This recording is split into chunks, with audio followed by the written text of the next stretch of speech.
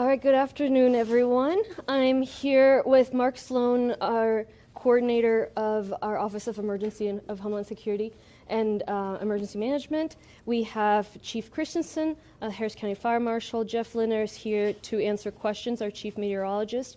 Randy Shields is here. She's the Director of Transportation and Operations for TxDOT. She will be giving some remarks. Paul Locke, Energy Director of Local Government Affairs Relations at Centerpoint. He will also speak. And Chad Woodard, who will also share some remarks. He's the Business Agent and Political Director of the Plumbers Local Union 68. Around the country and around the state, as you guys know, we are facing a period of winter storm and a cold front. And as far as we are concerned, it's coming from our northeast towards, as far as we're concerned, it's coming from our northwest toward our southeast. We face so many of these. Just in the time I've been in office in the past few years, we had a freeze in 2021 while COVID was going on. We had an Arctic blast in 2022. Last year, we had snow. Obviously, our region only faces these, if anything, once a year, so we're not built for it, but we're used to flexing that muscle of getting through emergencies, and here we are again, and we're working very hard on our end, and I know folks in the community know their piece as well, so you'll find a lot of this familiar. We've done it before, but of course, this emergency, like all emergencies, is unique. So I want to share with you guys what we know so far, what we're doing as Harris County and government, and what we need you to do. I also want you to know that already it's buzzing upstairs. All throughout the county, folks are at work preparing, and here, starting Saturday afternoon, I and my team and dozens of partners will be at our Emergency Operations Center day and night working for you until the danger passes. So we're looking at a winter weather event that will bring very cold temperatures. It'll bring freezing rain and some wind to Harris County over the next 3 to 4 days. We're expecting a hard freeze. And why is this significant? Because a hard freeze can impact infrastructure, it can impact pipes, that's where that comes in. And so a hard freeze is at temperatures below 24 degrees, and the extent to which it affects our infrastructure depends on just how cold it is and for how long. So that is one potential impact of what's coming. And the other concern is the roads, and road conditions are going to be tricky. We'll know more details by Saturday, but the fact of the matter is any kind of ice that we get on the roads is going to be a problem. Thank you. Actually, I meant to have this piece of paper. It was, and Jeff here was showing us. So think about a piece of paper. This amount of ice, this edge, you'd call it trace amounts of ice. But even that much ice would impact a roadway and make a roadway very dangerous, impassable. And so that's really our biggest threat when it comes to our roadways. So right now, the most concerned area should be the northwest part of the county, but I don't want people in the city of Houston or in the southeastern parts of our county to believe that they are out of the woods. The forecast is changing, and we cannot rule out ice anywhere in the county, especially on bridges and overpasses. We could also see some scattered power outages, but that is not the main concern here. And I will let Paul Locke speak a little bit to the power situation. I know that's something that we've faced before, and so naturally people are concerned about it. But know that I'm asking all the questions, and I'll also be speaking with ERCOT later on. The level of temperatures extremely cold. As always, we're preparing for the worst. We hope for the best, but we prepare for the very worst. So here's the takeaway for you. We ask that you be where you need to be by 9 p.m. on Saturday. So, I know it's going to be the weekend. Maybe you're making plans now. Don't plan for unnecessary travel this weekend after Saturday evening. And so you should be where you need to be by 9. It's not like you don't have anything to do. The Rockets are playing. And so you can watch them. You can stay home and you can watch them. And there's so many sports you can watch. And really, this is a weekend to stay indoors. I know there's an election going on in Congressional District 18. The polls are open on Friday and on Saturday, and even today, Thursday, from 7 a.m. to 7 p.m. And so if you are in Congressional District 18, vote today, vote tomorrow, get it out of the way. Our county clerk, Tanisha Hudspeth, is in close communication with us, and she's in communication with the state. And I know all of us hope to allow the voting to continue for as long as possible, but there's a chance that it will not be able to take place on Sunday if the weather is bad enough. And so just get that done as soon as you can. We're already in communication with all our partners, including county departments, the City of Houston, the constables, the fire departments, hospitals, public health, the Red Cross, etc. Our county precincts are beginning road treatments on Friday. TxDOT and the toll roads started treating roads today. So one of the analogies we were using, it's like nail polish, right? You treat the road and then you wait for it to absorb, and then you treat it again. And so they're doing that with our most trafficked roads, busiest roads. So we're in the pre-icing stage, and then they'll continue doing additional work. The county plans to open warming centers as well. We will post that information on readyharris.org once we confirm locations and hours, and once we get closer to the actual incident. And in terms of what you can do, so the most important thing, have your winter weather preparations completed by Saturday night. Follow the 4 Ps. People, remember to stay indoors. Remember to check on anybody who's elderly or vulnerable the next few days. We are going through and our call list of folks that have registered as being vulnerable. We are the Sheriff's Department, the Coalition for the Homeless, are going through homeless encampments and areas where we know there are people that might usually stay out in the elements to encourage them to go to a shelter. So that's the people part. The pets, keep your pets indoors. Make sure you have enough supply for you and for the pets starting Saturday up until perhaps Tuesday. So it's really up until the roads become safe in your area. And so we want you to plan for the worst again. So plan from Saturday evening until Tuesday, or whenever the roads become passable in your area, which perhaps will be sooner than that. Plants, bring your plants indoors if you can. Your tropical plants are not going to do well out in that cold. And pipes, so insulating your pipes if possible. And Chada Woodard here will talk about that as well.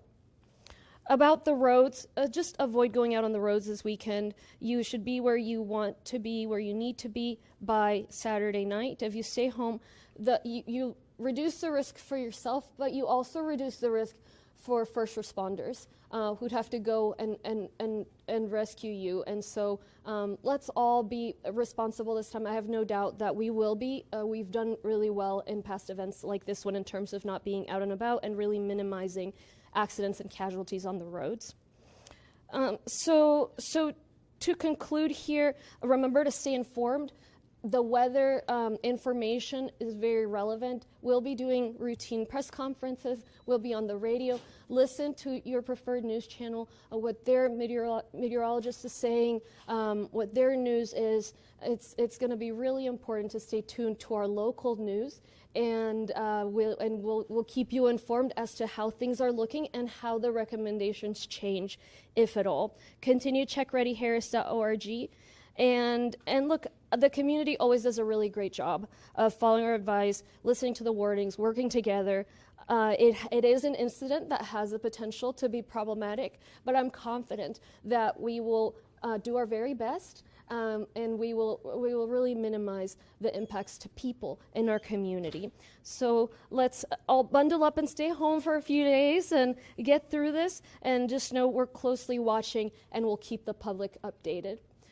Let me repeat briefly in Spanish.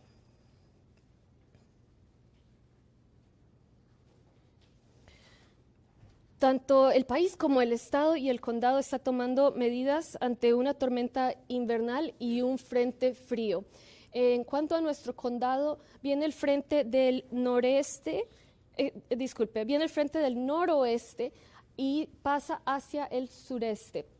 Entonces, se ve el impacto más grande en el área del noroeste del condado, pero eso no significa que la ciudad de Houston o las áreas en la porción del este y el sureste no se vayan a ver afectadas. Hemos vivido algo así antes. Hubo una helada en 2021, si recuerdan, durante el COVID. En 2022, lo que llamábamos un Arctic Blast. Y el año pasado hubo nieve. Este año va a haber frío y va a haber riesgo también a nuestras vías. Entonces, sepan que estamos trabajando desde ya. Arriba hay mucha actividad, todas las agencias preparándose, afuera en las carreteras también estamos planeando para minimizar los riesgos de esta tormenta. Mi equipo estará en el centro de emergencias desde el sábado por la tarde hasta que termine esta emergencia. Yo también estaré ahí día y noche con docenas de departamentos y agencias para trabajar por su seguridad y mantenerlos informados.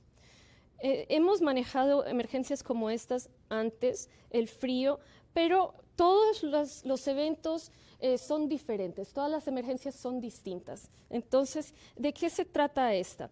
Temperaturas bajo de los 24 grados Fahrenheit. Eso significa que son temperaturas de un hard freeze. Entonces, ese es un límite que se pone y que define si va a haber impacto a la infraestructura, particularmente a la infraestructura de las calles y también del hogar, como las tuberías. Entonces, impacto a las tuberías depende de qué tan bajas sean las temperaturas y durante cuánto tiempo la temperatura esté a menos de esos 26, 24 grados. Entonces, una de las preocupaciones son las tuberías, la infraestructura, pero el segundo riesgo es hacia nuestras carreteras. Las carreteras no están preparadas para manejar hielo porque solamente enfrentamos heladas más o menos una vez al año, 3 días, entonces no es algo para lo que estén diseñadas las carreteras. Les muestro esta imagen que me explicó antes nuestro meteorólogo. Esta hoja de papel, entonces si ustedes la ven, es muy delgadita. Esta cantidad de hielo en las carreteras puede causar que las carreteras, o causaría que las carreteras fueran impasables. Se resbalarían los carros, sería peligroso. Entonces, eso es lo que nos preocupa en cuanto a las vías, porque hay una alta probabilidad de que haya hielo en las vías, particularmente aquellas vías elevadas, los puentes, y casi seguro en todas las vías en el noroeste del condado. También puede que hayan cortes de electricidad dispersos, pero no es la preocupación principal. Esto dicho, está aquí el representante de CenterPoint, porque sé que hemos pasado por varios apagones difíciles y es algo que nos preocupa mucho a todos. También estaré hablando después con ERCOT para asegurarnos que nos den ellos la confianza de que va a haber suficiente generación de energía, dado que esto afecta al Estado y no solamente a nosotros. Entonces debemos estar preparados. Sé que es el fin de semana, por favor, no prepare ningún tipo de viaje, no planee estar en las vías después de las 9 de la noche este sábado. No tiene razón, porque si usted está afuera, si algo le sucede, no solamente se pone en riesgo usted o a su familia, sino también a los policías, los médicos, las personas que lo van a tener que ayudar. Entonces, ¿qué estamos haciendo? Aquí en la Oficina de Seguridad y gestión de emergencias. Estamos activando al nivel 3, activaremos a nivel 3 el sábado alrededor de las 3 de la tarde. Eso no significa que no estemos trabajando ahora. Como les digo, hay docenas de agencias trabajando aquí y alrededor del condado.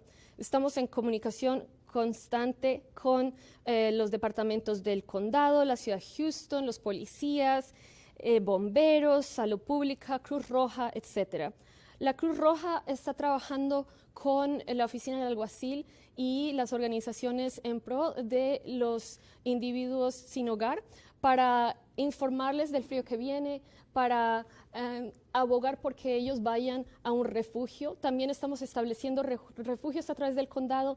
Tendremos esa información disponible el sábado y en nuestra página web. Los precintos del condado van a empezar a tratar las calles el viernes, mañana. TxDOT, la agencia estatal de las vías, está tratando las vías desde ahora. Me explican que es como hacerse las uñas, como una capa de esmalte. Se pone una, la deja descansar, luego se pone la otra. Entonces, desde ahora está empezando a tratar esas carreteras para que la carretera absorba esa primera capa y luego puedan poner otra. Tenemos elecciones hoy día. Si usted vive en el Distrito Congresional 18, usted sabe que hay elecciones. Entonces, los centros de votación están abiertos hoy jueves, mañana viernes y el sábado y el domingo. Entonces, si va a votar, vote lo más pronto posible. Vote hoy, vote el viernes, de repente el sábado durante el día. Lo más posible es que el domingo no se pueda votar, entonces vote, dígale a sus amigos que por favor participen lo más pronto posible. En cuanto al frío, lo más importante que puede hacer es tener listos todos los preparativos para el clima invernal antes del sábado por la noche. La lluvia helada comenzará el sábado y entonces, ¿cuáles preparativos? Personas, planea quedarse en casa, tener todas la comida, las medicinas, todo lo que necesite usted. Hable con personas mayores o vulnerables en su comunidad. Las mascotas, igual, tener suficientes provisiones para las mascotas unos 3 días. En las plantas, meta sus plantas en casa si puede o cúbrelas. Y las tuberías, aísle las tuberías si es posible y ahorita hablará un experto acerca de cómo aislar las tuberías. En cuanto a las vías, por favor evite salir este fin de semana a menos de que sea necesario o a menos de que le informemos que es seguro salir hacia las vías. Estaremos dando reportes constantes durante el fin de semana y también los invito a que estén muy pendientes de las noticias locales, de los meteorólogos, porque puede que las condiciones cambien para lo bueno o para lo malo. Siempre puede visitar readyharris.org para actualizaciones y orientaciones. Para concluir, la comunidad siempre hace un gran trabajo siguiendo nuestras recomendaciones, especialmente en estos eventos de frío. Ha sido mínima realmente en el pasado los accidentes en las vías, cuando las vías se congelan, porque la comunidad es increíble en cuanto a decir, ok, no vale la pena salir y ponerme en riesgo. Entonces, espero que esa sea la situación nuevamente. Espero que todos podamos abrigarnos bien y quedarnos en casa unos días y superar esto juntos sin mayores problemas. Estaremos vigilando de cerca y manteniéndolos a todos informados. So now we will hear from Chief Lori Christensen, our Harris County Fire Marshal. Thank you. Good afternoon, Lori Christensen, your Harris County Fire Marshal. Thank y'all, and I know oftentimes you hear me giving you safety messages, but I've just got to reiterate. It is about the preparation, and that's what we're doing today. I know we're talking to you. We are working with our precincts, with our fire departments, with our law enforcement partners, all of our city partners. We're talking everything from Houston, Deer Park, those city partners as well. How can we make sure we are all preparing together and as one team through law enforcement, fire service, EMS? I do want you to know we're putting things down to make sure the equipment can get out of the stations. We're talking to each other about how we're going to get critical life safety needs met getting to hospitals. So we're preparing. What I'm going to ask you to do is do the same for you and your family. And what I mean by that is we talk about checking your smoke detectors, right? Yes, check those. I say smoke detectors, heat detectors. Some people, take the batteries out. I know Christmas time was just here. Let's make sure those batteries are in there. The other thing to do right now is this is a great opportunity for you to get with your family and practice 2 ways out of the home. And I say that because, no, we don't want to put you out in the freeze, but we also know that during the winter storms, there could be times maybe you started up your fireplace and maybe you haven't cleaned it. But I know you're thinking about doing that this afternoon. And the other thing is sometimes you've turned the heater on or you've put a space heater in a place that you forgot you weren't supposed to move it away from the pets. You were supposed to move it away from the blankets. And make sure children who have never seen a space heater turned on understand to stay away. You want to keep that distance. But again, no 2 ways out. Check your smoke detector. If you have a carbon monoxide detector, check that as well. Not every home requires one. Now, on the carbon monoxide, the other thing I really want to encourage you on, I was talking about the preparations we do, and we get used to this, right? We get better every time. I'd like to say that we have after-action reports, and we always learn something from each other. That being said, why wait until if the power were to go out or you were to need something to get your generator put in a location to start? How about maybe, if you can't do it today, maybe tomorrow, before this cold hits, you go out, take a piece of chalk and put it out on the driveway or put it out somewhere. Take a piece of tape. Practice where you're going to put that generator. And why do I say that? Because you want to have it anywhere from 5 to 10 feet away. You don't want it near the eaves of your house. You don't want it anywhere where it could come back into the garage, into a doorway, into a window. You want to make sure you have a place to put it. The time to put it out there is not when it's cold and you're slipping and you're sliding. Let's make sure you're ready. Now, at the same time, make sure you have all the preparations you need to wrap your pipes. We've talked about that, the pets. And if you have pets outside, which I know I have a lot of friends who, they're in the FAA and they have their animals, let's remember we want to be very, very careful. If you're going to put heat lamps out there or if you're going to put something out there with your pets, remember that can catch on fire and those can be flammable. There are safety ways to put those there so that the animals are taken care of. Take time to look at that now.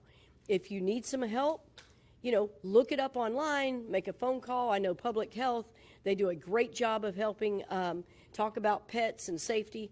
I know all the departments here in the county, and I know I've been talking to the city. We're trying to put out the same messaging. How can we help you prepare? So now we've talked about smoke detectors. We've talked about carbon monoxide. The other thing I want to talk about is not only that escape plan. When I talk about 2 ways out, make sure you have a meeting place for your family.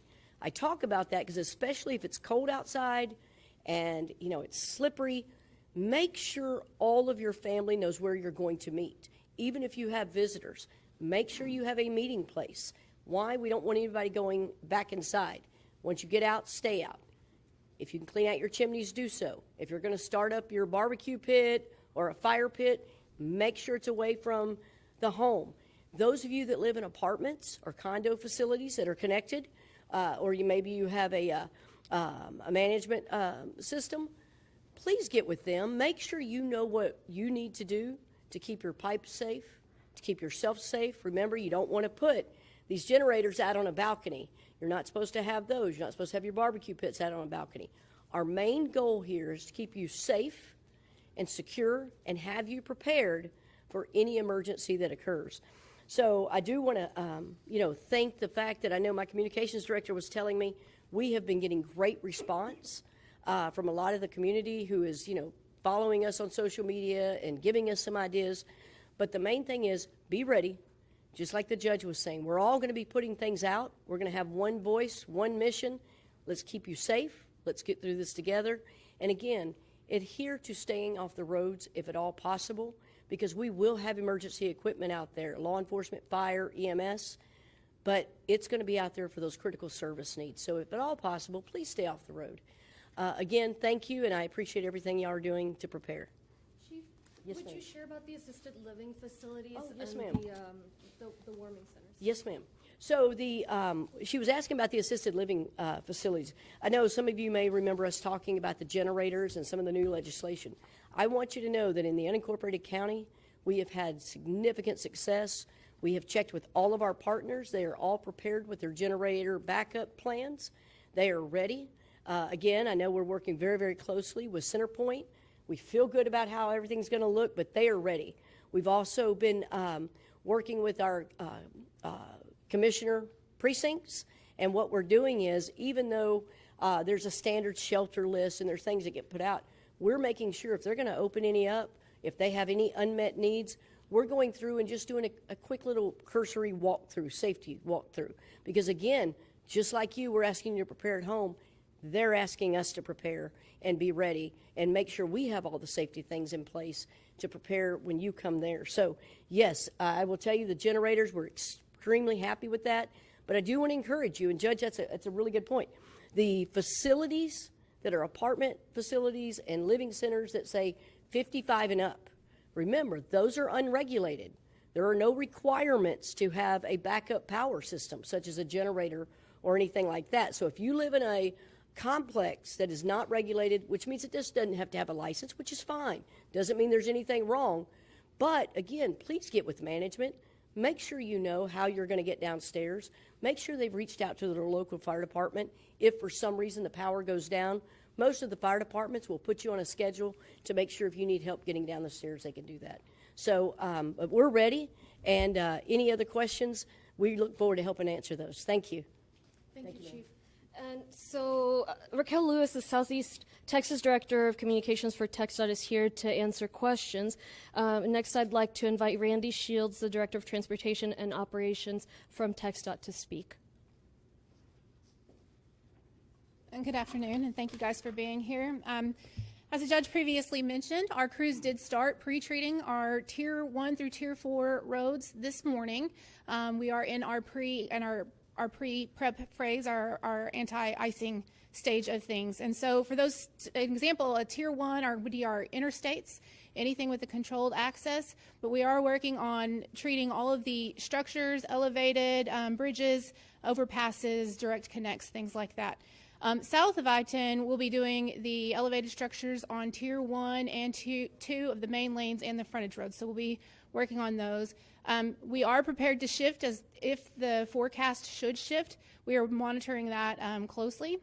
We have shift work starting, so we will have our folks out. You'll see them out on the road spraying brine. They will begin Saturday at noon. They will work 13-hour shifts.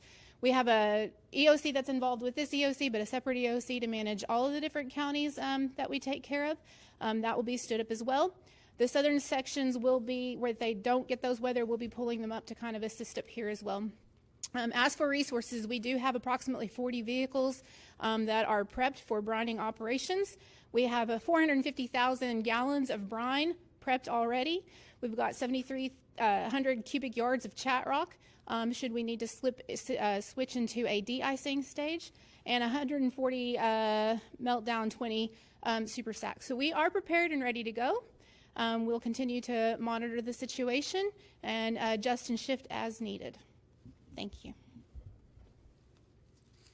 Thank you.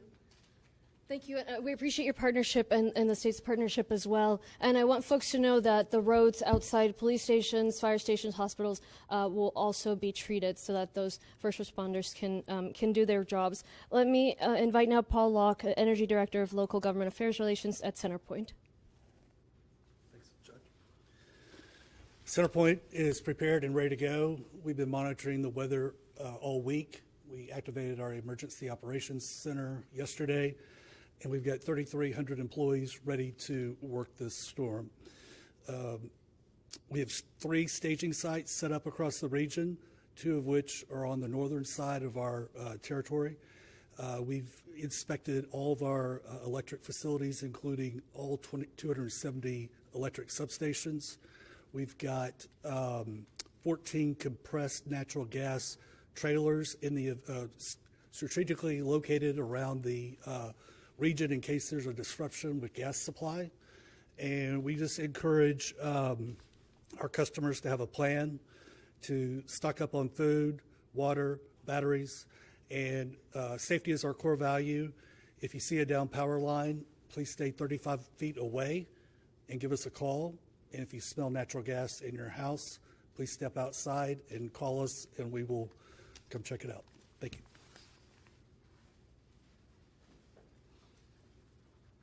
Thank you so much. As I said, we remain in very close contact with them. Let me invite now Chado Woodard, who is the business agent and political director of the Plumbers Local Union 68, to talk about the home impacts and what to do. Thank you, Judge. Good afternoon. Thanks, everybody, for being here. We are getting an overwhelming amount of calls of people asking questions, and they're great questions. But I guess the one main question is, or debate, you like to say, to drip or to drain.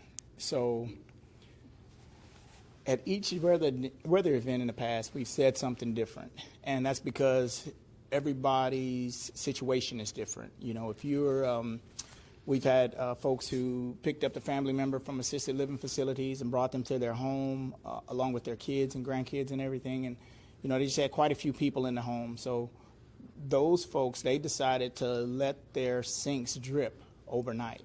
And when you let your sinks drip overnight, you know, we always tell everyone, open your cabinets. Anywhere where you have plumbing piping underneath, you know, keep those cabinets open, let some warm air get in there. You know, if you can, crack your attic, let some warm air get up there. And hopefully your pipes up there are already wrapped. If they aren't wrapped, you can put towels or blankets over them or something in the attic if you don't have that insulation. Or you know, I know going to the stores right now, it's kind of hard to get insulation and hard to get people out to do the work. But if not, use a blanket in home and just cover everything. But everywhere you have a plumbing apparatus that you know, has a cabinet underneath it, try to leave those open the full duration and get that heat circulating through there. You want to keep that heat going. And at night, you just need a steady drip. You don't need it on every sink, every faucet. You just need one sink or bathtub, preferably somewhere, you know, out of vision, and just let it drip all night. As far as the drain, you know, and you should know this anyway, everyone has a shutoff valve, typically on the edge of their lawn somewhere. And you will have another shutoff valve going into your home, hopefully. But locate those two shutoff valves. You need to always know where those shutoff valves, in case something happens in your home and you need to shut the water off to your home quickly. But you can shut the valve off at the street, you can shut the valve off at the home, and then open as many plumbing apparatuses as you can. And that will drain all your water down from the attic, from everything above, and some of the lower vertical piping. So that's how you completely drain your system. There's no right or wrong, it's all situational. If you're going to have a lot of folks in the home, if you're going to have the kids in the home, I have younger children at home, and I don't know what they do without water. So we leave the water on. We practice the drip method. But if I was going to stay with my, you know, elderly mother or sister, and I knew early, I would go ahead and drain my piping. I don't want to take any chances while I'm away to have a neighbor call and say, hey, there's water coming out of your garage. Another thing, our technicians, our plumbers are encountering, a lot of people last time wrapped their pipes and they didn't have the insulation. They used towels, which is fine. But going around and now insulating their pipes properly, a lot of people left those towels on. You can't leave the old towels there to get soaking wet. We don't know what type of weather event it's going to be, and everything that we're looking at is showing it's going to be a lot of precipitation preceding it. So if there's a lot of water and it gets that towel wet, you're probably going to do more damage having that wet towel. The temperatures drop, it's going to freeze on your pipe. So if you have an old towel or you left the things on from the last weather event, you know, you might want to pull them off, freshen them up, make sure they're dry, make sure they're completely dry. And when you go to put them back on, you know, cut up a trash bag, wrap around. You know, I've seen people use, you know, grocery store bags that you get to put around their piping in threes and tape it all up. Anything to protect that water from soaking into that towel, that's what you want to do. That's going to be very, very, very important, is to not let those towels get soaked in water. We were out wrapping pipes, and I'd seen something I'd never seen. And talked to the owner. We were wrapping an elderly couple's home, and they had insulation, spray foam insulation, on all their hose bibs outside. I've been a plumber since 1999, and I had never seen that. And what he told us is, you know, they had towels. His wife wouldn't let him ruin the good towels and want to put sheets on everything. So he had quite a bit of foam in the garage, and he just spray foamed all his plumbing apparatuses outside, all his hose bibs, and then he, you know, wrapped them up in a towel. And it worked, I mean, absolutely great. So, you know, be creative, but definitely heed the warnings. We don't know what type of weather event this is going to be. This is a new one even for us with the rain that may precede it. and we don't want to catch anybody off guard. So just take all the precautions, wrap your pipes, reach out to neighbors for help if you can't do it. Reach out to your elderly neighbors, you know, if you think they may need a hand. It's a time for us all to come together. That's all. Thank you so much. We'll now take questions. Judge, you said that at this moment in time, power outages is a main concern. Can you talk more about that? That's right. I mean, you know, we were going over the causes of the power outages in the past, right? So in 2021, it was a generation issue with ERCOT. And so that conversation is happening. And then we had some issues last year with the tree limbs falling on the power lines.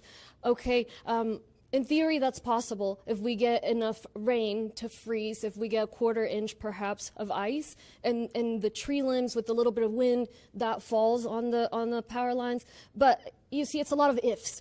And other issues, we just right now do not see a high level or high chance possibility, but that doesn't mean it won't happen, because we're always surprised in these incidents. Most of the times we're surprised. It's a disaster. You know, it's called a disaster. It's called an emergency for a reason. And so that's why we have this ongoing communication with Centerpoint, communicating with ERCOT, and we really appreciate the presence of Paul Locke here. Any other questions? What about for anyone that's watching through live stream or anyone that's going to be watching this?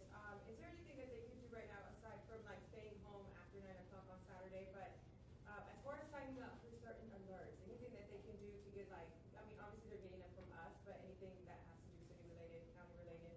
Yes, so a couple of things. So first, you know, the piece about staying home starting Saturday includes having the supplies, right? So we're just talking about the water. Just think about enough water, enough food for, you know, 3 days or so. You can sign up to this number 888-777. So text FREEZE to 888-777. We will keep folks posted. And then, as I said, we're going through the assisted living facilities, the folks that are registered as being vulnerable. And we're working with 211 to try to make sure that once this hits, they will have an option there to where people can call if it's not a 911 situation, but, you know, I need transportation to a shelter type situation. All right, thank you.